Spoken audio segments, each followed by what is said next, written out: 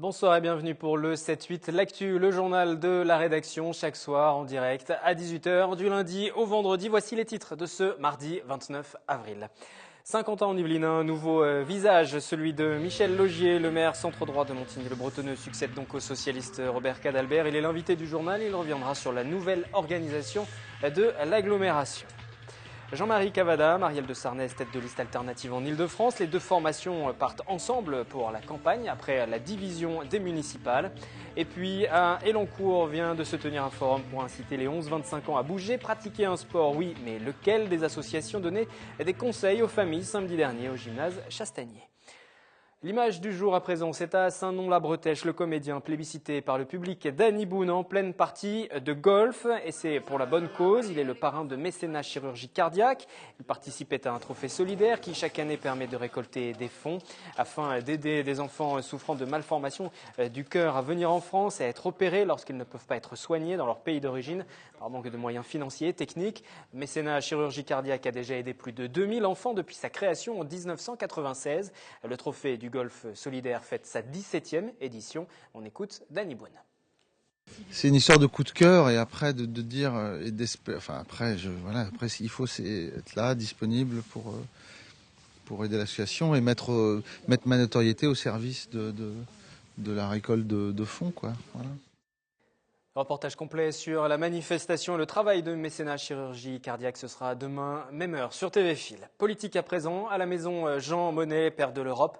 Symboliquement, UDI, Modem ont présenté leur liste commune pour ce scrutin des européennes, dont l'unique tour se déroulera le dimanche 25 mai. Catherine Zulato, Claire Cambier et Jonathan Villeman. L'UDI et le Modem sous la même bannière pour dire oui à l'Europe et affirmer leur euro-optimisme. On a besoin vitalement d'Europe pour aller créer notre propre croissance, pour aider pour l'emploi, pour avoir de nouveaux outils, de nouveaux instruments, par exemple de mobiliser l'épargne européenne pour les grands travaux. Par exemple, qu'on a besoin d'une politique européenne en matière d'immigration, avec des frontières extérieures de l'Europe qui soient gardées avec un corps de garde-côtes, donc une politique européenne. On a besoin de plus d'Europe pour la défense, pour la politique étrangère. La liste UDI Modem présente 12 engagements pour l'Europe autour de 3 thèmes majeurs. L'emploi avec une politique industrielle à définir, la démocratie avec la volonté de donner plus la parole aux habitants par le biais d'initiatives citoyennes et la protection. Les centristes entendent ainsi mettre un terme à la politique d'élargissement des frontières. Un programme construit qui cherche aussi à convaincre les Français de l'étranger car pour cette élection, ils sont invités à voter dans la circonscription de l'Île-de-France.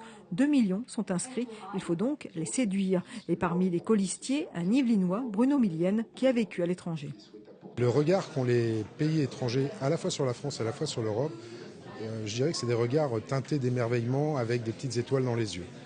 Et j'ai envie que ce rêve-là qui existe à l'étranger vis-à-vis de l'Europe et vis-à-vis de la France, existe aussi en France. Moi, je suis absolument, pas catastrophé, mais déçu de voir autant de populisme monter en France vis-à-vis de l'Europe. Autre Yvelinois présent sur cette liste de 30 candidats, Flavien Bazenet, conseiller municipal d'opposition UDI à Jouy-en-Josas, soutenu par le patron départemental. C'est une liste extrêmement engagée, de gens qui sont pétris d'Europe, qui ont ça au fond de leur trip. Voilà. Alors certains, il y a eu des témoignages, vous avez vu, on dit qu'ils étaient nés avec cette Europe. Il faut passer une marche supplémentaire pour avoir plus de cohésion sociale. Les colistiers souhaitent mener une campagne de terrain. Une réunion publique se tiendra le 20 mai à Versailles. Le temps presse. Les élections européennes se jouent à un seul tour, le dimanche 25 mai. Est-ce que ça vous va ? Et j'ajoute qu'Alain Lamassoure, tête de liste UMP également en Ile-de-France, était lui à Bougival cet après-midi dans les locaux d'Emmaüs. Un débat y était annoncé sur les thèmes des fonds européens alloués à l'Europe sociale et autres formations en campagne dans le département des Yvelines. Le Front de gauche, la numéro 2 de la liste en Ile-de-France, Raquel Garrido, rendra visite aux salariés de l'usine PSA de Poissy demain, mercredi midi. Je reçois à présent Michel Laugier, bonsoir. Bonsoir. Le président de l'agglomération de Saint-Quentin, officiellement élu donc samedi matin. Bienvenue sur ce plateau. Lors de votre premier discours, vous avez notamment évoqué le contexte économique. Vous voulez rigueur, responsabilité en termes de ressources et de charges. Et vous avez déclaré notamment qu'il faudra certainement recentrer nos énergies sur le cœur même de nos compétences et de nos missions. Aujourd'hui, quelles sont ces compétences et ces missions qui sont prioritaires pour vous à l'agglomération ? Alors déjà, la première chose, c'est de faire un véritable état des lieux, puisque nous arrivons aux commandes de cette agglomération qui a été gérée pendant de très nombreuses années par une majorité socialo-communiste. Donc aujourd'hui, on doit déjà faire un véritable état des lieux. Et puis ensuite, pour repartir, bien sûr, sur des bases solides, des bases nouvelles, des bases solides. Mais vous avez déjà déterminé tout de même des priorités. Les priorités, avant même d'avoir les résultats de l'audit. Les priorités, déjà, en premier lieu, c'est d'avoir un nouveau pacte financier. Vous savez qu'on s'est entendu entre les 7 communes et la communauté d'agglo en 2010 pour partir sur des bases financières nouvelles, puisque la Chambre régionale des comptes nous avait indiqué qu'on ne pouvait plus financer des équipements communaux sur le budget communautaire. Donc on a signé ce pacte financier qui devait se terminer en 2013. On l'a prolongé d'une année. Donc moi, ma première mission, c'est de redéfinir ces nouvelles bases afin que nous sachions chacun où nous allons. Et je souhaite qu'on y travaille rapidement pour qu'il soit intégré au budget 2015 qui, normalement, sera voté en fin d'année. Ça, c'est la première chose. La deuxième chose, c'est effectivement, à partir d'un état des lieux, de revoir un petit peu ce qui fonctionne bien, ce qui pourrait mieux fonctionner, et peut-être donner des priorités sur les compétences qui sont les nôtres aujourd'hui, aller peut-être vers de nouveaux besoins. Notre société évolue, il est normal aussi que nous évoluions. Et puis, il y a aussi la question du périmètre, parce que là, ce sont des textes nouveaux votés par le gouvernement actuel qui nous oblige aujourd'hui à réfléchir sur un territoire qui sera plus important, puisqu'on doit passer de 148 000 habitants à plus de 200 000 habitants. Donc là aussi, c'est une priorité, puisqu'il faut que cette nouvelle agglomération soit en place au 1er janvier 2016. Donc vous voyez que le temps presse. L'éco-républicain, parlait d'un mandat de l'expansion. On l'a bien compris, c'est un mandat de l'expansion, aussi bien déjà en termes de développement de Saint-Quentin en Yvelines sur un plan économique, parce qu'il faut conforter ce pôle économique qu'est l'agglomération, que sur le plan territorial. Vous avez déjà commencé à y répondre, mais juste revenir sur les priorités. La priorité, c'est de maintenir le budget en faisant des économies. Vous lancez un audit avec une volonté de faire des économies. Est-ce qu'il y a des missions secondaires? Est-ce qu'il y a déjà des choses que vous imaginez devoir couper, réduire? Attendez, vous savez, avant de dire il faut couper certaines choses, encore faut-il avoir un audit complet. Et c'est à partir de ce moment-là, lorsque nous aurons tous les éléments, que nous pourrons faire des choix. Je ne vais pas anticiper sur les choix. En tout cas, vous savez très bien que on a pour mission aussi d'avoir un développement économique important parce qu'il faut qu'on crée de nouvelles richesses. Pour simplement pour arriver à compenser aujourd'hui les dotations qui fondent comme neige au soleil, qui nous venaient jusqu'à présent de l'État. Donc certes, on a une dette importante aujourd'hui qu'il va falloir aussi diminuer de manière conséquente, mais il va falloir aussi trouver de nouvelles recettes pour compenser les dotations, par exemple, qui ne viennent plus de l'État. Et lors de votre discours, vous avez beaucoup insisté sur des messages rassurants envers les entreprises, envers les investisseurs. Ils sont les bienvenus à Saint-Quentin. C'est le message que vous voulez faire passer. Le message que je veux faire passer surtout, c'est que s'il y a une alternance politique aujourd'hui, s'il y a une nouvelle équipe, je veux rassurer tous ceux qui ont travaillé ou qui souhaitent travailler avec cette agglomération. En premier lieu déjà, toute l'équipe administrative de la communauté d'agglo. Il y a aujourd'hui de nouvelles directions, donc il est important que les collaborateurs soient rassurés. Je souhaite rassurer aussi les chefs d'entreprise qui sont là. Ils savent très bien que depuis longtemps, moi je travaille avec eux. J'ai souhaité que Jean-Michel Forgouze soit le premier vice-président en charge du développement économique. Je crois que c'est un signe très fort aussi. On sait très bien qu'il est tout à fait à l'aise sur ce domaine-là. Et puis, je souhaite aussi rassurer les investisseurs. Parce qu'on a aussi besoin aujourd'hui d'avoir des investisseurs qui viennent. On a des mètres carrés encore à valoriser sur Saint-Quentin, dont je souhaite aussi qu'ils soient rassurés sur le comportement que nous aurons à leur égard. Il y a des locaux d'entreprise aujourd'hui à Saint-Quentin, même si des nouveaux secrets qui sont vides et qu'il va falloir remplir éventuellement. Il y a des locaux qui sont vides et il y a des entreprises qui cherchent. Donc je crois qu'il va falloir là aussi qu'on puisse mettre en phase les personnes qui souhaitent venir à Saint-Quentin et nous, qu'on puisse favoriser leur implantation. Il y a aussi, j'allais dire, des zones d'activité à rénover, à redynamiser. Je parle par exemple d'une que je connais bien qui est sur le pas du lac, à Montigny-le-Bretonneux.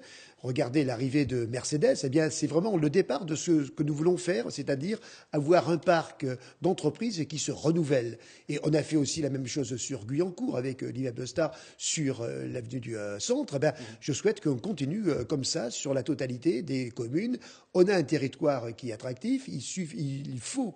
Nous sommes aujourd'hui persuadés qu'en renforçant renforçant cette attractivité, on fera venir encore de nouvelles entreprises qui vont nous apporter de nouvelles recettes et qui vont nous permettre aussi de continuer à développer, à accueillir de nouvelles populations, à construire de nouveaux logements, tout ça dans un environnement équilibré. Alors justement, la population, puisque nous avons parlé développement économique, développement géographique aussi de Saint-Quentin en Yvelines, mais la population, qu'attend-elle tout simplement de cette nouvelle couleur donnée à l'agglomération de Saint-Quentin en Yvelines? Voici quelques réponses recueillies aujourd'hui.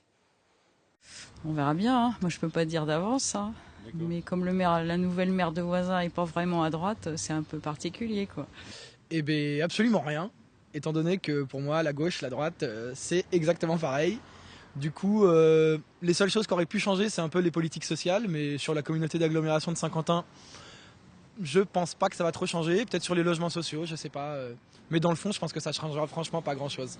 Saint-Quentin-en-Yvelines, personnellement, comment dire, je trouve qu'il y a un peu trop d'immigrés. Voilà. Ah, alors c'est indépendant du changement. Ce qu'on attend en général, c'est que la circulation soit fluide le matin et le soir. Ça me dit rien. Je ne saurais même pas quoi vous répondre. Visiblement, les gens, ça ne va pas changer grand-chose dans leur quotidien. En tout cas, ils n'attendent pas de grands changements, si ce n'est sur la question des transports. J'aimerais votre réaction. On a aussi entendu parler de la question de l'immigration avec cette réponse d'un des habitants de Saint-Quentin. Alors, vous savez, le territoire de Saint-Quentin est très diversifié quand même. Donc, nous, on va essayer de travailler avec l'ensemble des communes, parce que pour moi, la réussite de Saint-Quentin sera la réussite de chaque commune. Et la réussite de chaque commune fera le succès aussi de l'agglomération de Saint-Quentin. On le voit bien, la référence immédiate pour les habitants, c'est pas forcément l'intercommunalité, mais c'est leur mairie. On l'a bien vu lors des élections municipales. Donc, on voit bien, c'est quelque chose. Donc, c'est pour ça qu'on a tout intérêt, nous aussi. C'est pour ça que j'ai souhaité garder un conseil des maires. J'ai souhaité avoir un travail aussi partagé avec chacune de ces communes. Maintenant, on va donner un ton nouveau, on va donner des directions nouvelles et on va essayer justement peut-être de répondre à différentes questions en sachant que les transports, oui, les transports c'est quand même fondamental, sauf que c'est même pas de la compétence de la communauté d'agglo, en tous les cas pour les grandes lignes, pour l'amélioration des dessertes ferroviaires, puisque c'est au niveau du STIF. Donc on va essayer de peser encore plus sur le STIF et je compte bien sur ma vice-présidente en charge des transports, qui est aussi conseillère régionale, de nous obtenir quelques résultats à ce niveau-là. Quelle place justement pour l'opposition au sein de cette nouvelle agglomération? Vous avez souhaité conserver l'ouverture qui avait été lancée et en tout cas initiée déjà sous la précédente mandature avec Robert Cadalbert. Oui, mais les choses avaient bien fonctionné, donc je trouve que c'était très bien de pouvoir continuer. Donc c'est pour ça que chaque ville aujourd'hui a une vice-présidence. Sur les 4, 3 sont représentés par leur maire. Et donc Guy Malandin, lui, a préféré laisser la place à une autre personne. Donc, Sandrine Gangam, qui est la 9e vice-présidente en charge, donc elle est élue à Trappes, aux côtés de Guy Malandin. Et elle apparaît 9e, et c'est justement une réflexion que je m'étais faite en regardant un petit peu l'organisation de l'agglomération. Vous étiez le premier vice-président sous la précédente mandature de l'opposition, vous étiez le 5e vice-président. Aujourd'hui, la première vice-présidence est accordée au 9e vice-président. Est-ce qu'il faut y voir un signe ou pas ? Il n'y a pas de signe, vous savez. Je pense qu'il y a un président, il y a des vice-présidents. On se rappelle du premier, puis après, vous savez, c'est comme au niveau des adjoints. C'est comme au niveau des adjoints. Donc, il y a un moment après, il faut savoir faire une liste. La liste est faite, et après, chaque président a la même valeur. On va écouter à présent l'un des représentants de l'opposition, François Deligné, le maire de Guyancourt, à l'issue du conseil de samedi matin. Concernant l'ouverture, il juge que c'est bien, justement, mais que l'on pouvait mieux faire. On aurait pu aller encore plus loin dans le partage de la gouvernance. Par exemple, vous avez vu que sur les vice-présidents, il y a des places données avec des réelles délégations à la gauche, néanmoins en proportion faible, surtout quand on pense que 3 délégués sont ajoutés et uniquement pour la droite. Donc on commence avec un bon principe, mais on ne l'applique pas jusqu'au bout. Ça sera notre rôle de veiller à ce qu'il soit mieux appliqué. En tout cas, nous y prendrons toute notre part. Après, j'ai noté qu'il y avait une volonté de continuité par rapport à la préservation de la réussite de Saint-Quentin en Yvelines. Je dois dire à titre personnel que je serai très très attentif à la poursuite des services de qualité auprès des habitants, parce que nous sommes là pour les habitants. J'ajoute également que j'ai trouvé des manques, c'est sur la question de la culture. L'avenir par rapport à la culture, compte tenu des déclarations antérieures dans le mandat précédent, je serai là aussi très très attentif à voir que les dispositifs culturels, je pense notamment à l'aide aux associations, aux compagnies, au fonctionnement des équipements culturels, soient importantes. Dès lors que et ça a été rappelé, nous sommes ville d'art et d'histoire et nous sommes aussi ville de culture. Michel Laugier, vos réponses à François Deligné concernant l'ouverture qui aurait pu aller plus loin ou encore sur ces compétences de la culture aussi et des subventions accordées aux associations? Oui, alors je vais peut-être rappeler à François Deligné ce qui se passait il y a encore quelques années, puisque l'opposition n'avait pas droit de citer dans l'exécutif. Donc aujourd'hui, nous y avons été, ils y sont. On a souhaité nous réduire parce que avoir des délégations données à des personnes qui ne viennent jamais, ce n'est pas non plus significatif. Donc moi j'ai souhaité que tout le monde soit vraiment au travail. C'est pour ça d'ailleurs que j'ai supprimé tout le système des différentes commissions. J'ai recentré sur 4 commissions aujourd'hui pour que tout le monde puisse bien participer à la décision. Donc, vous voyez, au niveau de la gouvernance et de la participation, j'ai souhaité que tout le monde y soit. D'ailleurs, dans ces commissions réglementaires maintenant, la majorité et la minorité sont représentées. Et vous savez, il y a une voix d'écart. Donc, pour vous dire que j'ai souhaité que la gouvernance soit là. Donc, je n'ai pas forcément de leçons à recevoir d'autres. Je pense que la démocratie, elle est appliquée de manière tout à fait forte sur Saint-Quentin. Quant à la culture, c'est quand même là le comble, parce que ça fait plusieurs années que nous, on réclame un audit sur la culture que l'on n'a jamais eu. Donc c'est pour ça qu'on a eu des positions où on n'a plus participé aux décisions en ce qui concerne la culture, parce qu'on manquait d'informations. Aujourd'hui, certains semblent dire que tout ce qu'ils faisaient était beau. Nous c'est pas ça du tout. On verra comment cette culture a été organisée jusqu'à ce jour. Et vous savez, la ville de Montigny, en ce qui concerne la culture, est la ville qui met le plus de budget pour ce secteur-là. Donc je pense que je suis très attaché à la culture et je ferai en sorte aussi que la culture garde toute sa place à l'intérieur de l'agglomération de Saint-Quentin, mais sûrement avec d'autres priorités.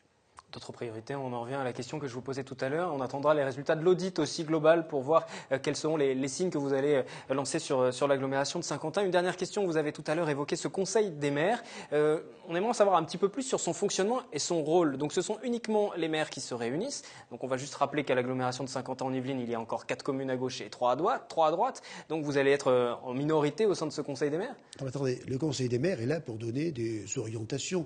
Vous savez, jusqu'à présent, là, on parle toujours de chiffres et de proportions. Je rappelle que dans le précédent mandat, il y avait 3 villes de droite qui représentaient la grande majorité de la population de Saint-Quentin. Alors, vous voyez, si on commence à jouer avec les chiffres, on peut leur faire tout dire.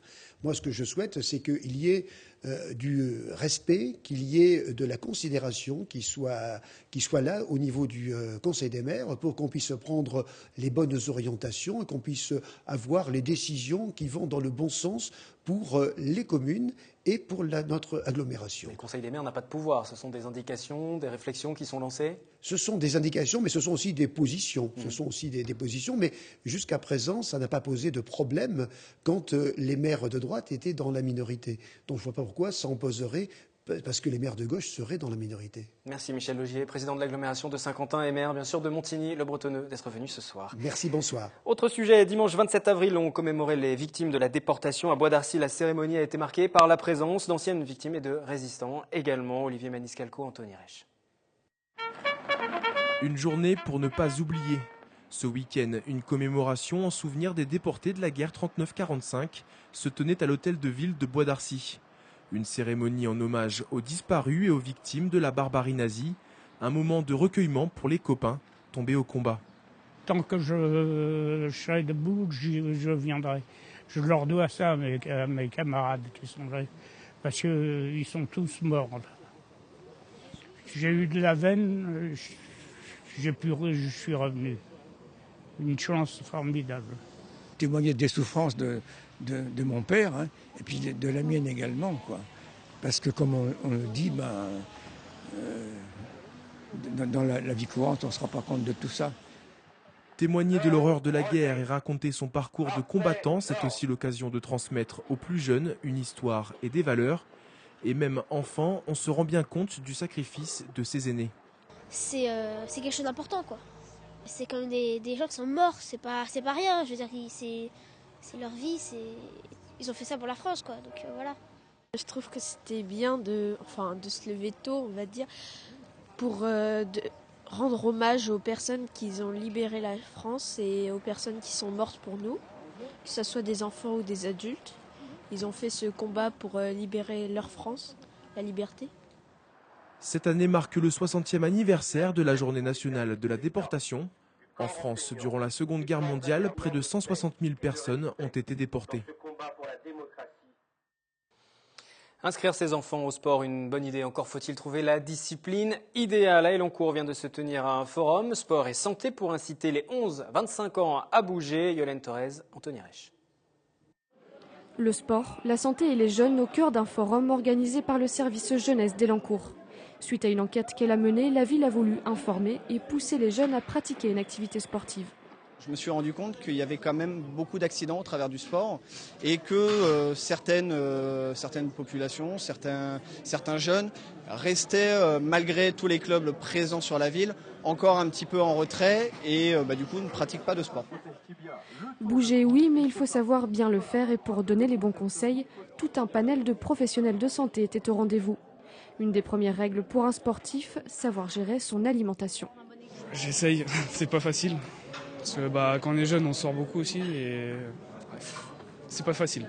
Je leur dis que c'est vraiment important de bien s'hydrater tout au long de l'année, de bien manger tout au long de l'année, mais surtout la semaine précédente. Parce que le jour J, s'ils ont bien mangé la veille, c'est sûr que ça va être mieux. Mais si par exemple toute la semaine, ils ont fait plein d'écarts et ils n'ont pas beaucoup bu, ils ne sont pas bien hydratés, ils vont avoir quand même des séquelles.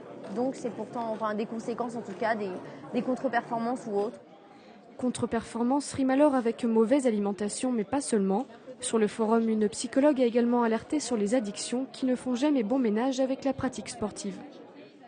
Plus le tabac, mais bon, il y a aussi l'alcool. L'alcool est souvent une addiction pour laquelle on a plus de mal à parler. Donc le tabac, c'est quand même socialement quelque chose qui est admis. Donc on vient souvent nous voir pour arrêter de fumer. Et puis dans l'entretien, on se rend compte au bout d'un certain temps, où le patient nous dit effectivement qu'il y a aussi un problème d'alcool. Lors de ce forum, parmi la vingtaine d'exposants, 10 associations sportives élancourtoises en ont aussi profité pour faire découvrir leur discipline. C'est ce matin que les noms des lauréats français du prix international de l'eau junior ont été dévoilés. Un prix décerné par l'Institut international de l'eau de Stockholm. Lycéens, étudiants en BTS qui sont invités chaque année à proposer leurs travaux de recherche scientifique pour répondre aux enjeux de l'eau dans le monde. 4 jeunes de seconde générale, élèves du lycée Hoche à Versailles, distingués pour avoir réalisé une maquette de station d'épuration communicante pour pouvoir ensuite mobiliser un public plus large. Prochaine étape, ce sera la finale mondiale dont vous voyez les images de la précédente édition en septembre.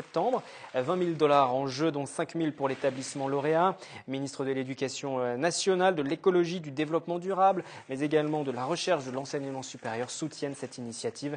Rappelons que l'organisme qui attribue ces prix aux plus jeunes distingue aussi leurs aînés. Le Stockholm Water Prize est considéré comme le Nobel, tout simplement, de l'eau. Merci de nous avoir suivis. Prochaine édition du journal demain, mercredi. Vous pouvez consulter les précédentes éditions, précédents reportages sur notre site internet grâce au replay. Excellente soirée. Vous avez notamment rendez-vous sur TV Fil ce soir avec Catherine Zulato pour le 7-8 Société. Débat à suivre sur l'avenir de l'Université de Versailles-Saint-Quentin. À demain.